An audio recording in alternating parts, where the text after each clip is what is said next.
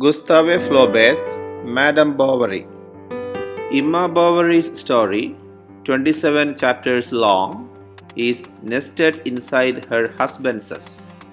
Charles Bovary, an only child, is neglected by his father and dominated by his mother. His mother chooses his profession of public health officer, the town Tostes, where he shall work, and his first wife, Eloise, an older, unattractive but supposedly well-to-do widow. Charlie meets Emma and falls in love with her without realizing it. After Eloise dies, he marries Emma, a pretty, intelligent, self-centered girl who is bored on her father's farm. She too is an only child, although she once had a brother of whom nothing more is said. She thinks she loves Charlie, who is devoted but stolid. But marriage, like farm life, also bores her soon. Emma nurtures a psychosomatic illness, possibly centered on anorexia, so that Charlie will move to another town. That town, Yeovil, is no more interesting than Tostes.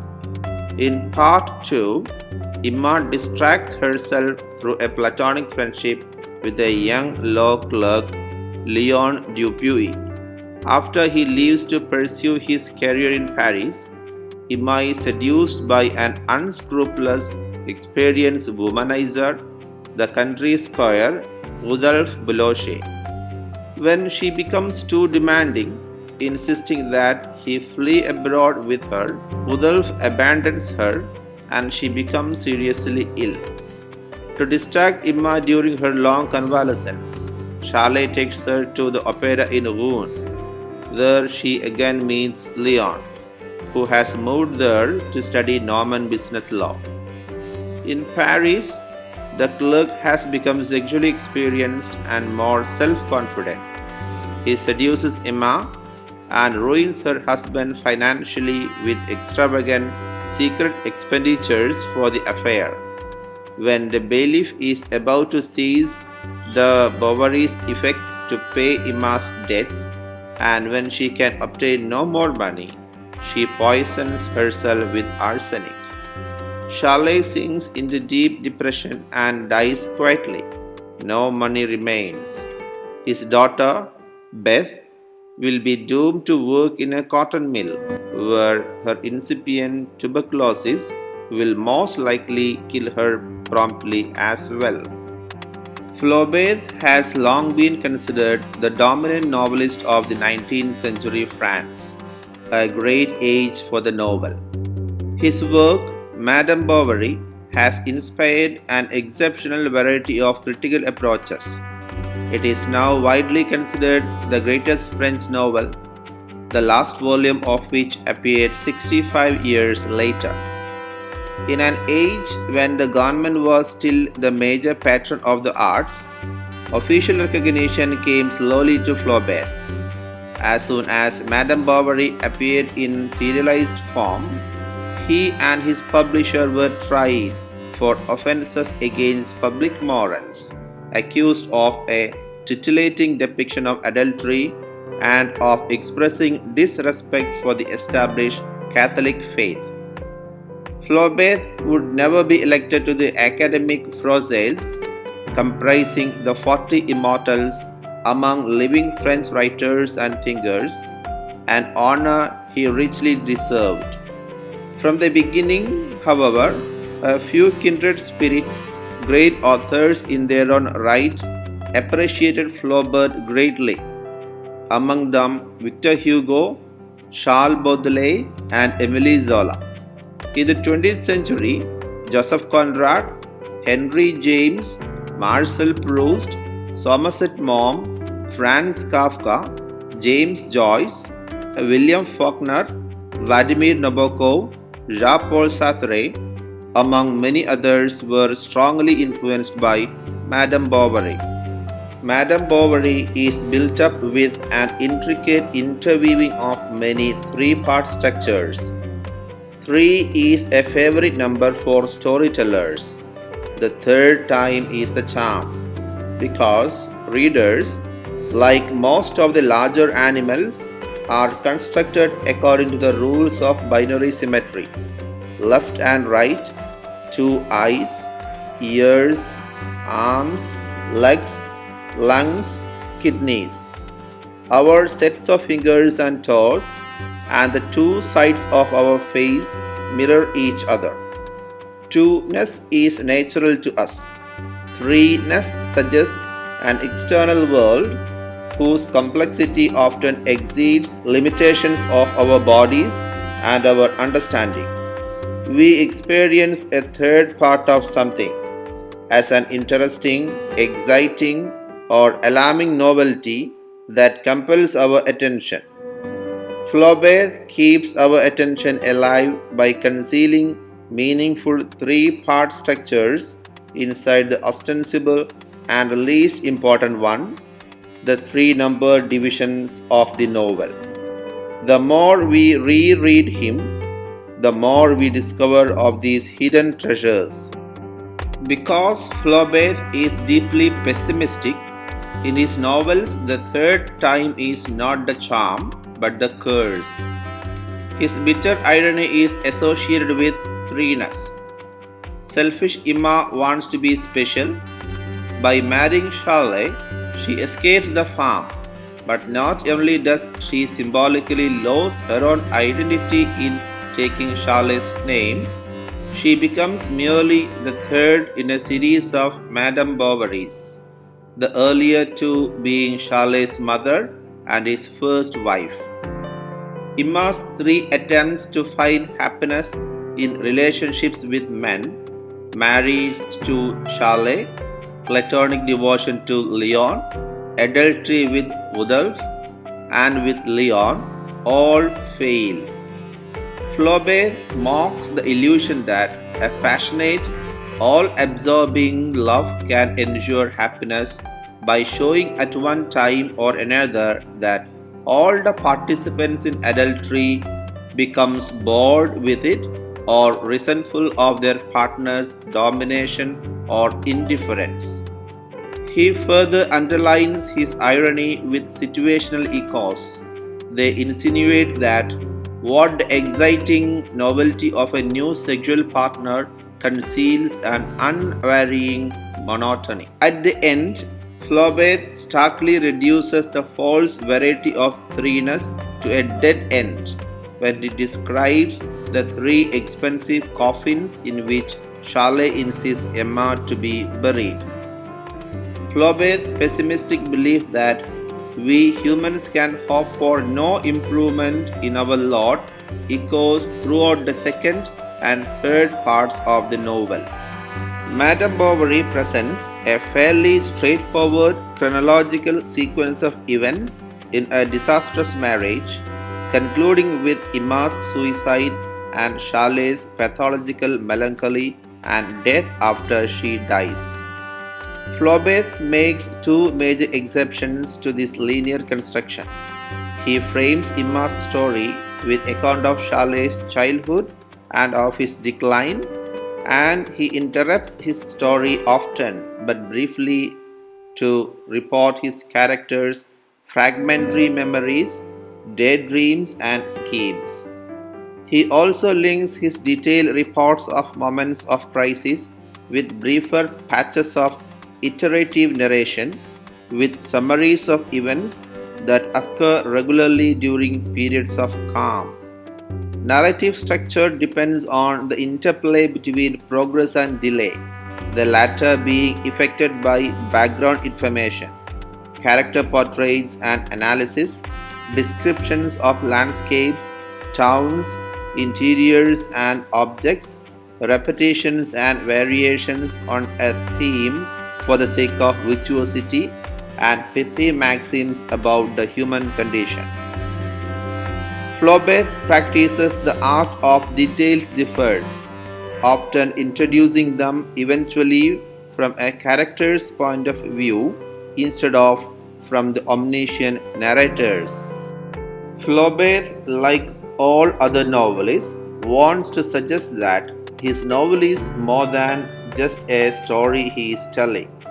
It is a little world with its own laws and structures that go far beyond what we can perceive at first glance. So, he fills the work with advanced mentions, allusions, foreshadowing, symbols, and situational echoes whose meanings become clear only on a second reading. Imma reveals her narcissism and hedonism by touching herself and by contemplating her face in the mirror. To symbolize her moral restraint, Flaubert mentions the plaster statue of a priest reading his breviary in the Bovary's garden.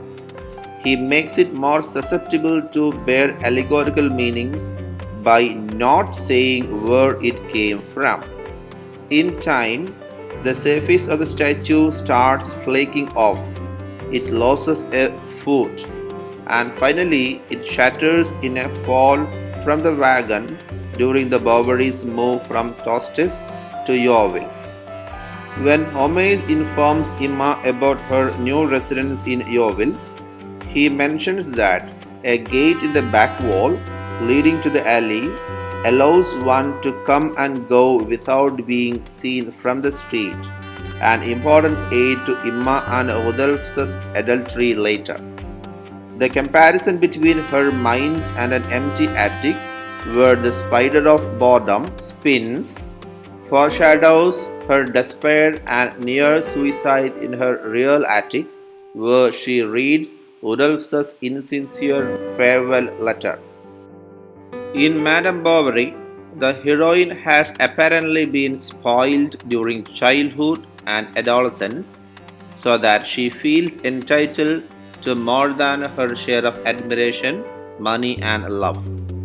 Her superior intelligence makes her the center of attention in the convent school she attends, and the romantic literature that she surreptitiously reads there provides pernicious models of a world centered on the emotional needs of a female protagonist to whom all others are subservient.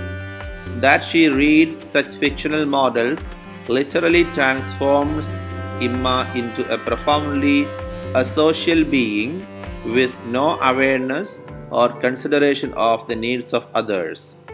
Dissatisfied with her mediocre, boring husband, she slides down a slope of flirtation, adultery, embezzlement, and death. At each step within his plot, Flaubert had the choices of making Imma succeed, fail, or return to some starting point, enlightened by experience. Each time she succeeds only in doing something self-destructive. Madame Bovary illustrates the contrast between a dramatic plot and an anticlimactic plot. In Madame Bovary, tension builds steadily as the protagonist's frustration intensifies. Emotionally isolated in a boring small town, she takes increasingly serious risks until at last her fragile construction of sex, lies, and buying on credit collapses, leading her to a brief psychotic break and a gruesome suicide. In all his fiction, Flaubert uses three main character types: stolid grotesques who mindlessly, endlessly repeat the same acts without reflecting on them. Example, Hippolyte in Madame Bovary.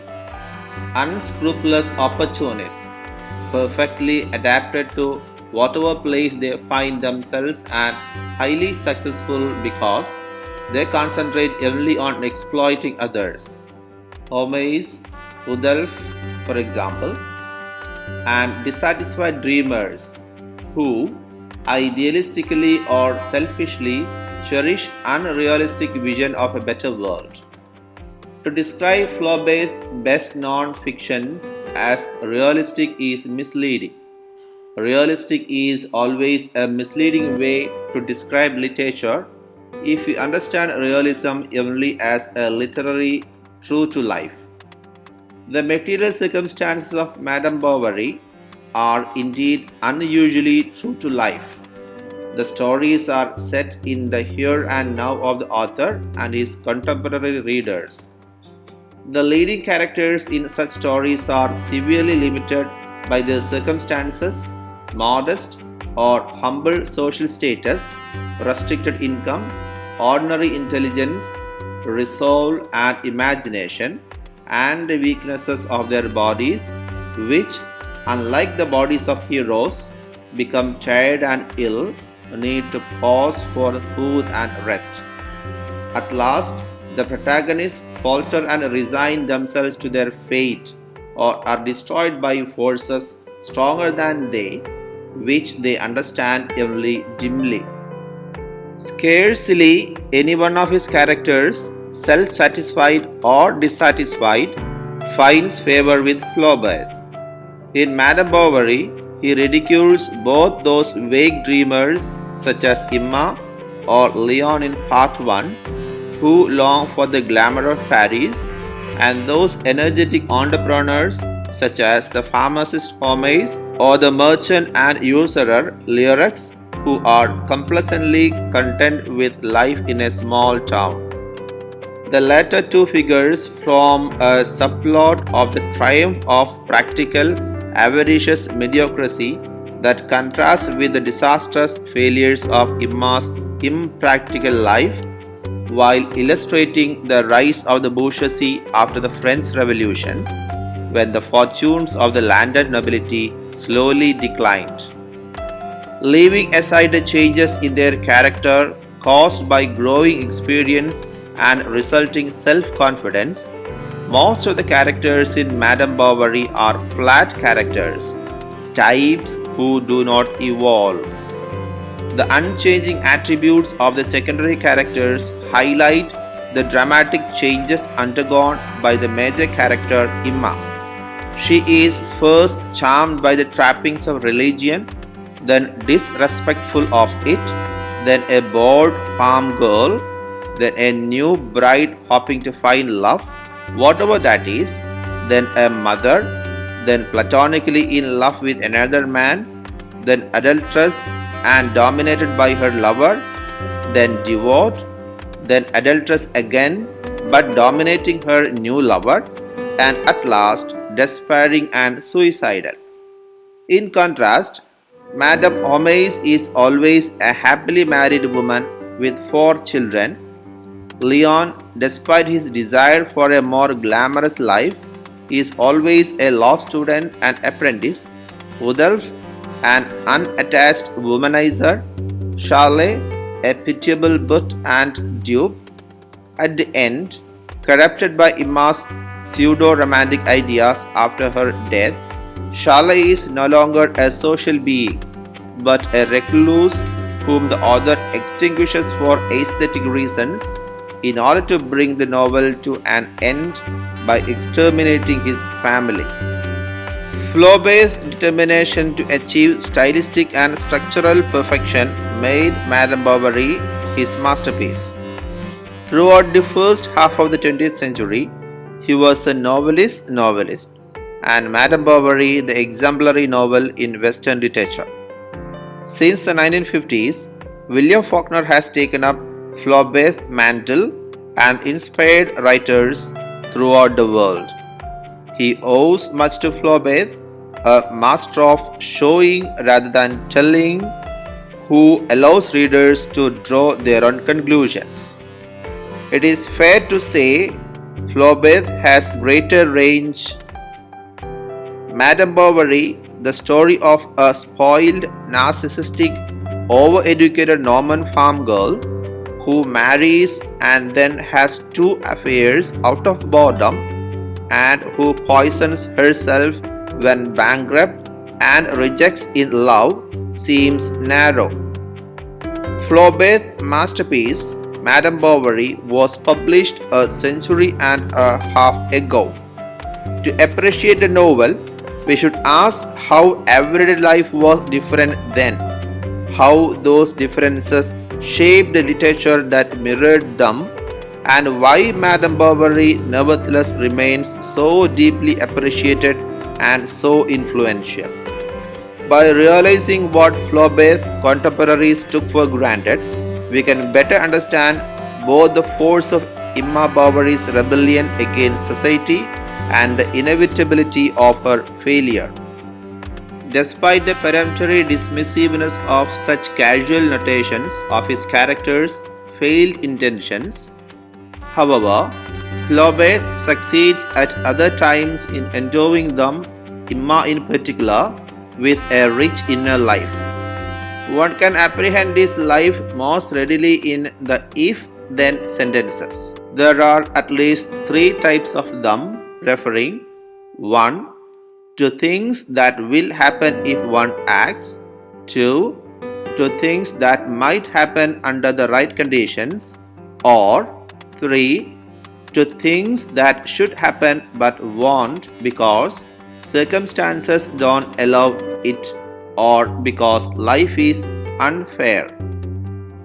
Flaubert quietly satirizes medicine and his father and older brother, who were doctors, by showing that none of the proposed cures work. Emma needed to be made to vomit up the arsenic she had swallowed. In other cases, patients recover only by resting and being left alone. Chalais has a reputation for being successful with chest colds because he prescribes only mild medications. Daydreaming about impossible alternative lives frequently preoccupies Emma.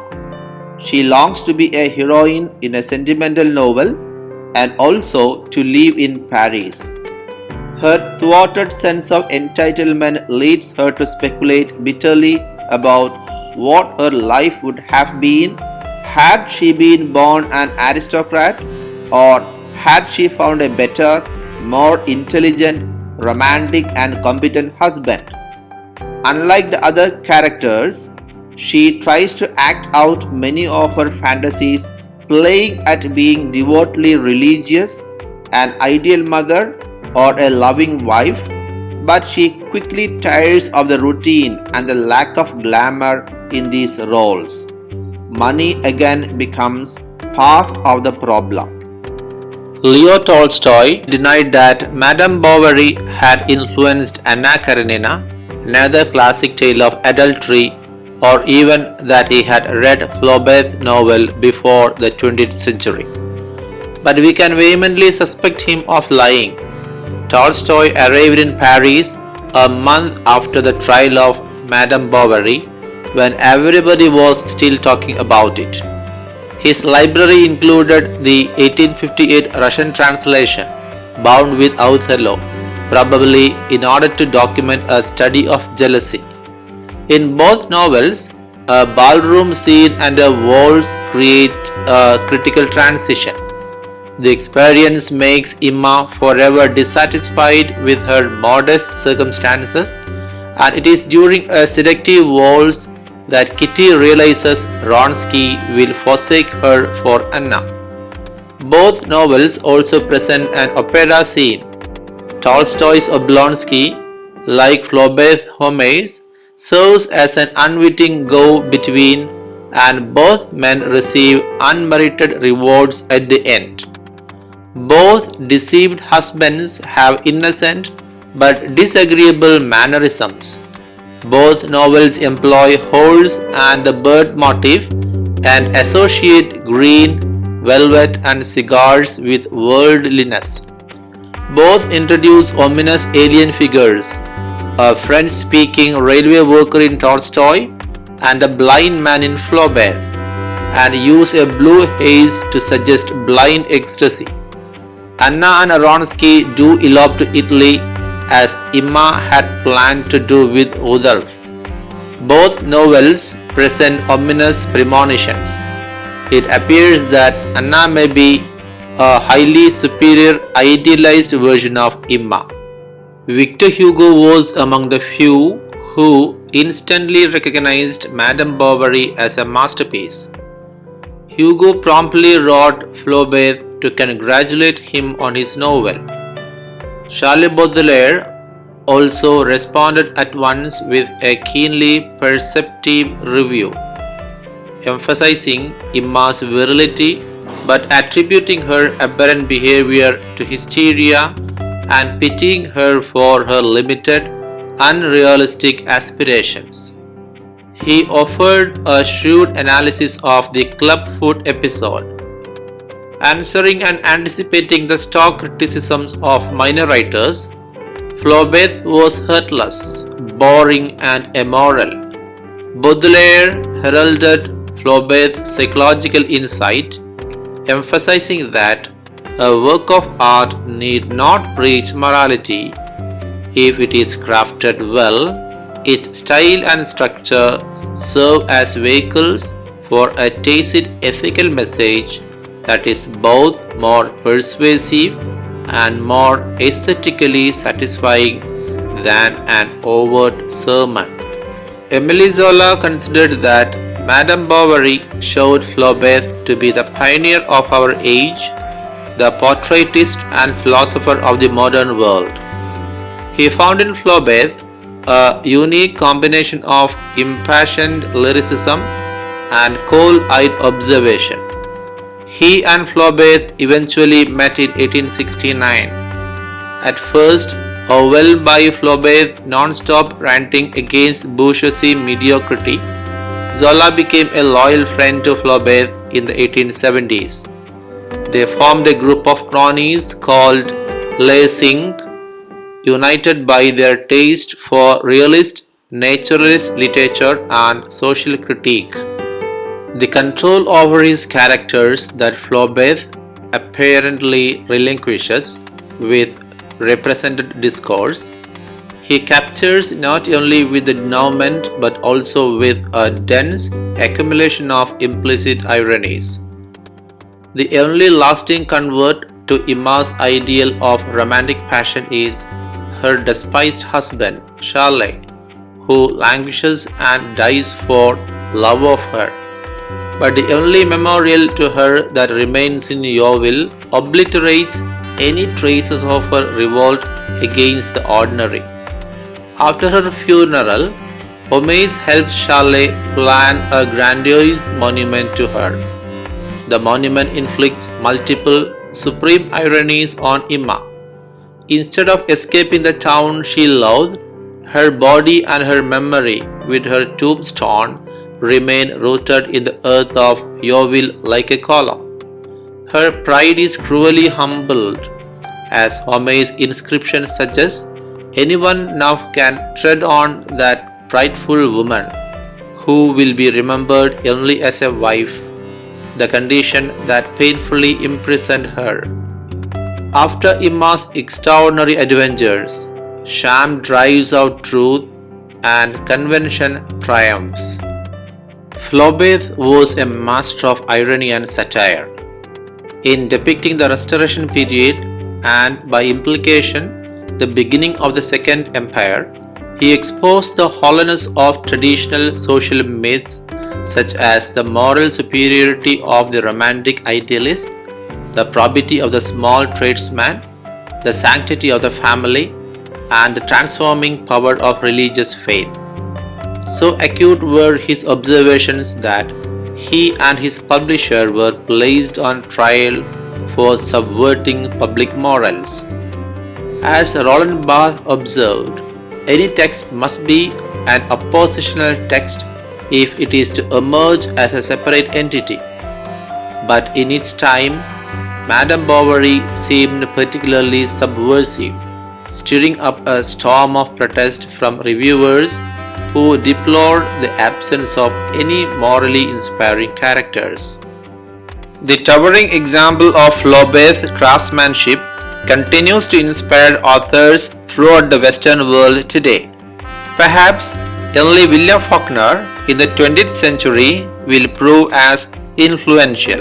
Flaubert's meticulous plotting and intricate, innovative use of point of view with its deliberate ambiguities, his precise descriptions and tableaux, his harrowing depictions of financial difficulties, illnesses and despair, his ironic citation of conversational commonplaces, all these strengths have led later writers and teachers of creative writing often to look to his art for guidance.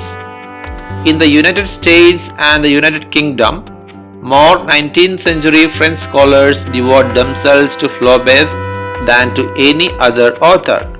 For the last century and a half, realists, naturalists, modernists, and postmodernists in turn have found ever renewed inspiration in his works.